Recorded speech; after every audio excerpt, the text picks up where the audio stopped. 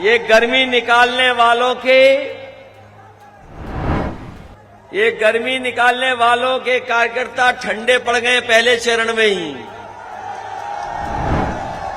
और जब कन्नौज के लोग वोट डालेंगे तो गर्मी निकालने वालों की भाप निकल जाएगी।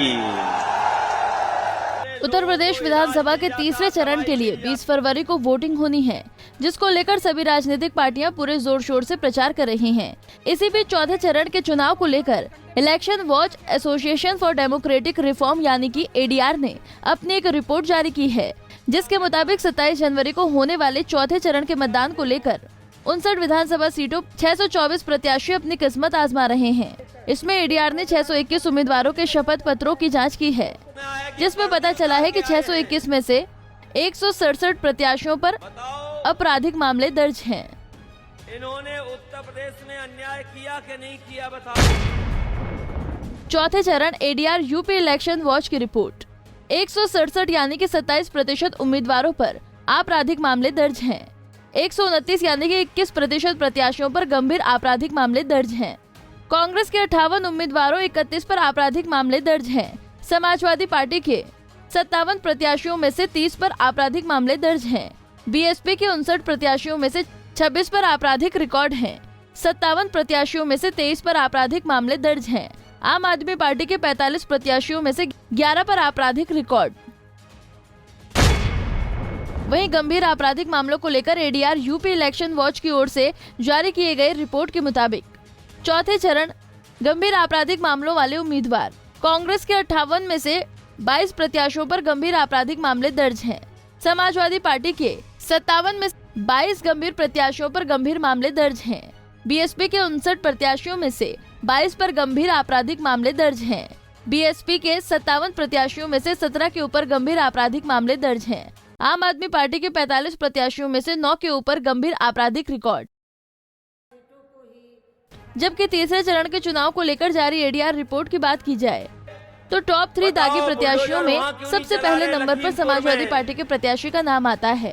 लखनऊ सीट से रविदास मेहरोत्रा पर 22 आपराधिक मामले दर्ज हैं, जबकि दूसरे नंबर पर बालामऊ सीट से कांग्रेस का प्रत्याशी है, जिस पर 9 आपराधिक मामले दर्ज हैं। तो वहीं तीसरे नंबर पर सरोजनी नगर के बीएसपी का प्रत्याशी जलनीश खान है, जिस पर 5 मामले दर्ज। जबकि प्रत्याशियों की संपत्ति और शिक्षा की बात की जाए तो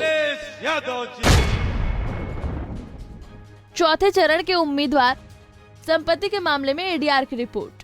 लखनऊ से आप प्रत्याशी सबसे ज्यादा अमीर। आप प्रत्याशी राजीव बख्शी के पास कुल 56 करोड़ की संपत्ति। दूसरे स्थान पर मोहाली के सपा प्रत्याशी अनूप कुमार गुप्ता। तीसरे नंबर पर हरदोई से बीएसपी के शोभित पाठक के पास 34 करोड़ की संपत्ति। चौथा चरण 621 उम्मीदवारों की शिक्षा को लेकर एडीआर रिपोर्ट। 201 प्रत्याशियों में से 32% उम्मीदवार 5वीं से 12वीं तक पास। 60% उम्मीदवार स्नातक शिक्षा तक हासिल कर चुके हैं। 30 उम्मीदवारों ने खुद को बताया है सिर्फ साक्षर। कुल मिलाकर एडीआर की रिपोर्ट से ये स्पष्ट है कि राजनीतिक पार्टियां चुनाव में जीत का समीकरण देखते हुए अपने उम्मीदवार तय करती है, भले ही उसे आपराधिक रिकॉर्ड वाले दागी नेताओं को ही अपना उम्मीदवार क्यों न चुनना पड़े। बीजेपी हो या समाजवादी पार्टी, बीएसपी हो या फिर देश की सबसे पुरानी कांग्रेस, या फिर खुद को साफ सुथरी बताने वाली आम आदमी पार्टी हो, यूपी के चुनाव में सभी पार्टियों ने आपराधिक छवि वाले नेताओं को टिकट देने में कोई गुरेज नहीं की है। पंजाब केसरी के लिए ब्यूरो रिपोर्ट।